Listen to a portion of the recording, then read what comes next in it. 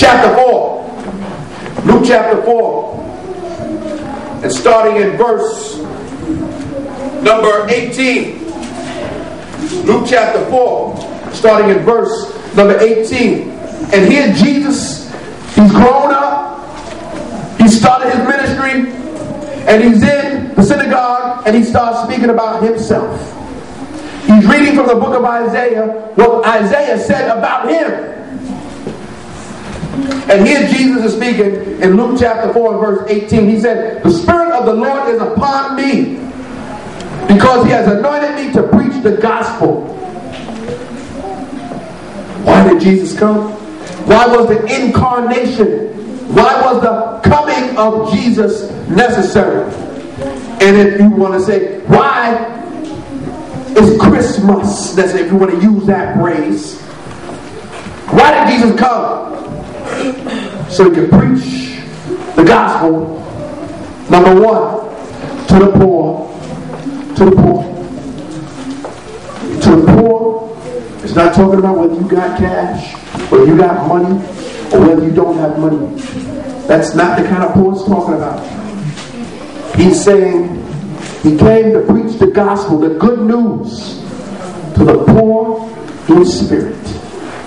Is your spirit poor this morning?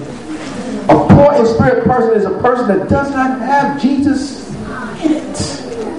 If you don't know Jesus this morning, if you're not saved this morning, if you're not a Christian today, you are poor in spirit. Your spirit is lacking something. It's lacking Jesus. Jesus came to preach the gospel to the poor. It says, it goes on, it says, he came to heal the brokenhearted. Brokenhearted. First of all, healing is a very important part of what Jesus does. He heals the body that is sick. He heals the mind that is troubled. He heals the heart. He heals the soul. That's what Jesus does. It says here that he came to heal the broken hearted. Has your heart been broke this morning?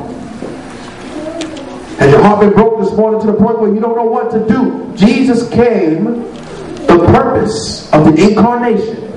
When God came down, he made it possible for your heart to be healed, for your soul to be healed.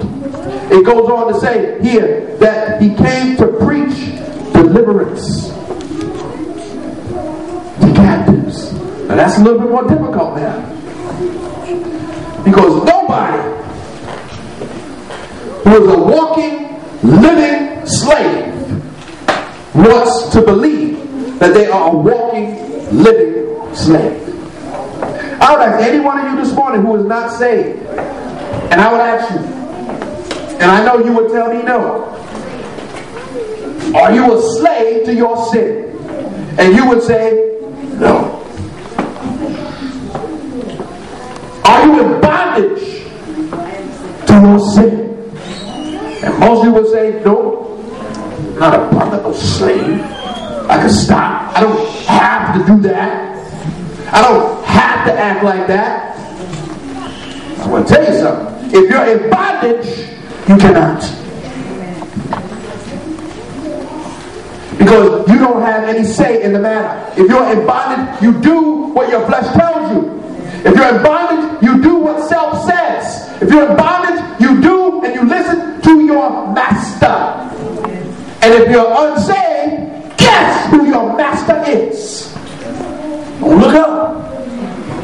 It's not him. If you're unsaved this morning, your master, your owner, is the devil himself. He owns you, lock, stock, and barrel. You belong to him.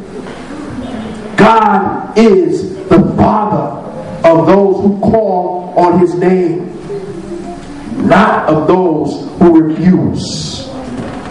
It says that he came to preach deliverance to captives, those who are, and we sing the song, wrapped up, tied up, tangled up in Jesus. But Jesus came to preach deliverance to those who are wrapped up, tied up, and tangled up in the devil. That's what Jesus came for. That's what happened when God came down. He made it possible for you to be released. It says here, it goes on, and recovering of sight to the blind. Once again, I would ask you this morning, if you don't know Jesus, hey, are you blind? You know, I see where I'm going. I know what I'm doing. And that's what the spiritually blind say.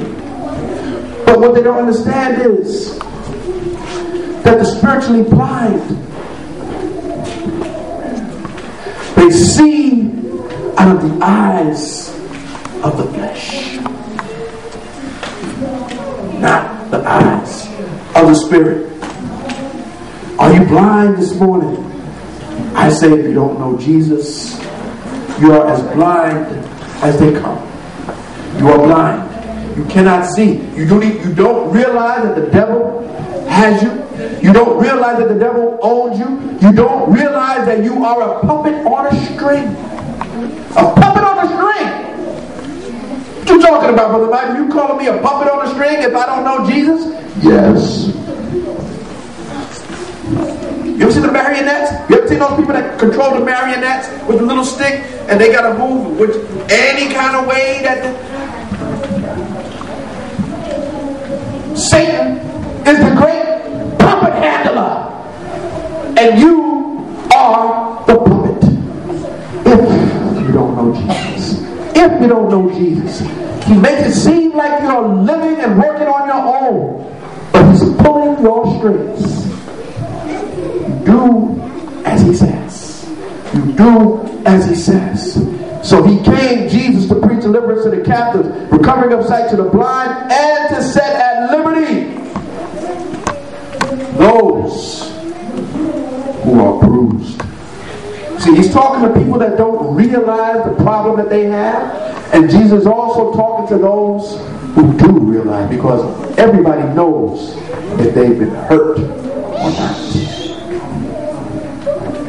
Folk know if they've been hurt. And I know many of us have been hurt. Physically, yes. That's the physical healing. But emotionally, spiritually, hurt. Jesus came to set you free. Set you free. Whatever your bondage is this morning, whatever you are a slave to this morning, whatever it is you're holding on the inside that you don't want to let nobody know, whatever it is that's working on you today, Jesus came to set you at liberty. Jesus came to set you free. That's what happened when God came down. He made your deliverance possible. He made your freedom possible. He made a life of peace possible when he came down. If it were not for that,